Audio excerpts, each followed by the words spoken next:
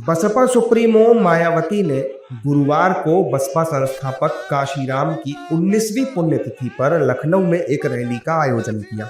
इस रैली में लाखों की संख्या में बसपा समर्थक पहुंचे थे।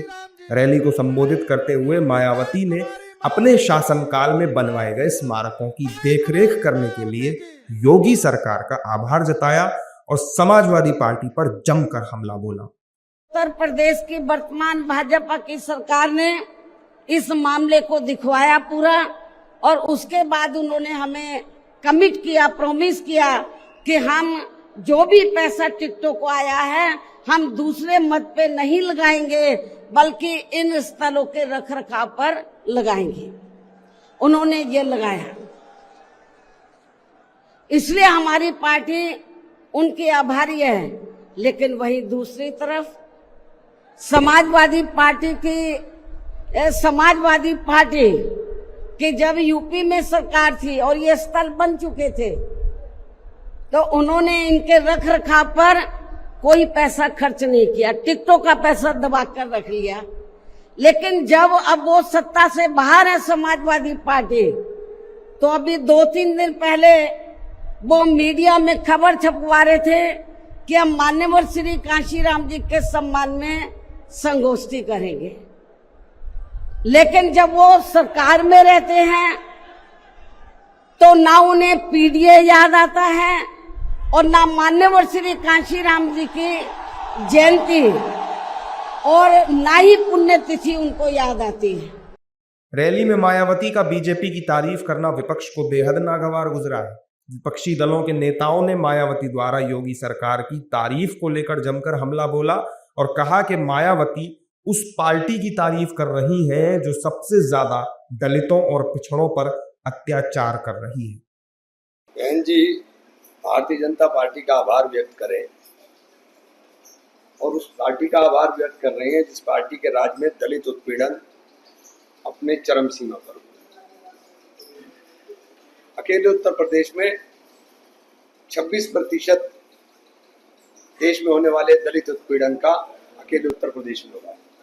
देखिए, मुझे नहीं पता बहन जी ने क्यों यूपी सरकार की तारीफ की है, क्या कारण है। योगी सरकार, जबकि उन्हें मालूम है कि उत्तर प्रदेश के अंदर ख़ास तौर से दलितों को, मुसलमानों पर योगी सरकार जुल्म कर रही है। बरेली के अंदर दलित पे लिंचिंग हुई है, बरेली के अंदर बुलडोज़र चले हैं। इस तरीके के बयान क्यों उन्होंने दिए हैं, इसका जवाब तो वही दे सकती है। पहली बात तो वो घोटाला की वो सरकार, वो मानवर काशीराम प्रेरणा केंद्र किसी पार्टी का नहीं है, वो सरकारी संपदा है। अगर सरकार मेंटेनेंस पर कुछ पैसा दे रही है, कोई एहसान नहीं कर रही है। सरकारी संपत्ति, सरकारी संपदा का रखरखाव सरकार की जिम्मेदारी है। सरकार अपनी जवाबदेही पूरी कर रही है। वहीं दूसरी ओर बीजेपी और उसके सहयोगी दलों के नेताओं ने विपक्ष के बयानों पर पलटवार किया है। एनडीए नेताओं ने कहा है कि जो लोग मायावती की हत्या करना चाहते हैं, ऐसे लोग पिछड़े दलितों का सम्मान भला क्या ही करेंगे। देखिए, ऐसा मायावती जी ने अपनी रैली में, अपनी पार्टी की रैली में क्या बोला, क्या उसकी राजनीतिक प्रतिक्रिया हुई, उस पर मैं कुछ नहीं कहूँगा। लेकिन इतना ज़रूर है कि हो सकता है कि उनको फिर से याद आया हो कि जिस तरह से सरकारी गेस्ट हाउस में सरकार के, उस समय की सरकार के संरक्षण में उनकी हत्या की कोशिश की गई थी, और उस वक्त जो है वो बीजेपी के लोग, ब्रह्मदत्त द्विवेदी जी खुद आगे बढ़ करके, और जो लोग हत्या करना की षड्यंत्र और साजिशें कर रहे थे, उन्होंने जो है वो उनसे लड़ाई ली, उनको बाहर निकाला। तो हो सकता है कि मायावती जी को और उनकी पार्टी के लोगों को वो ज़ख्म अभी भी वो भरा ना हो, और इसलिए जो है वो उन्होंने अगर बीजेपी के लिए ये कहा है तो निश्चित तौर से उनके दिमाग में वो ज़रूर होगा कि जब सरकारी गेस्ट हाउस में और सरकार के संरक्षण में उनकी हत्या की कोशिश हो रही थी। जिसने भी पीड़ित, दुखी, अपमानित लोगों को नुकसान पहुंचाना, तो उनके खिलाफ तो बोलना ही पड़ेगा। हाँ, योगी जी खड़े हैं इसलिए उन्होंने तारीफ की है हमारी सरकार। मैं महात्मा जी को धन्यवाद देता हूं कि कांशीराम के मिशन को सफल जनाधार तैयार किया। इसलिए इसी को कहते हैं, डॉक्टर संजय के पास जनाधार है, बहन जी के पास जनाधार है, हम लोग जनाधार है। पीढ़ी असली पीढ़ी इधर है, पीड़ित, दुख, अपमानित लोग। देखो, ये तो वास्तविकता है कि समाजवादी पार्टी का मूल चरित्र दबे कुचले वंचित समाज के लिए क्या रहा है। 12 से 17 के बीच में प्रदेश ने देखा है। चाहे वो अनुसूचित जाति के कर्मचारी अधिकारियों के रिवर्सन की बात हो, डिमोशन हुए, चाहे वो मानवर काशीराम साहब के नाम पर जो पार्क था उसका जनरेशन में करने की बात हो।